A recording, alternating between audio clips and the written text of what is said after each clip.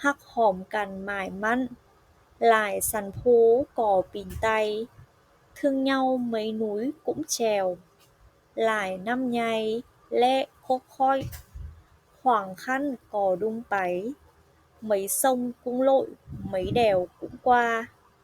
Sòng sát Láo Việt Nam, đáy phẳng khoăm hắc du nay cháy.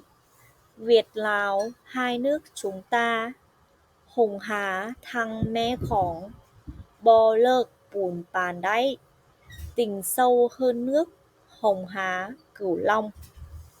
Hắc hòm cằn mải mặn, lại sắn phú cò bìn tay, lại năm nhai lẹ khô khói, khoảng khăn cò đung páy. Sòng sát Láo Việt Nam, đáy phẳng khoăm hắc du nay cháy. Hùng há thăng mê khóng, bò lợc bùn bàn đáy, thương nhau mấy núi cũng trèo, mấy sông cũng lội, mấy đèo cũng qua.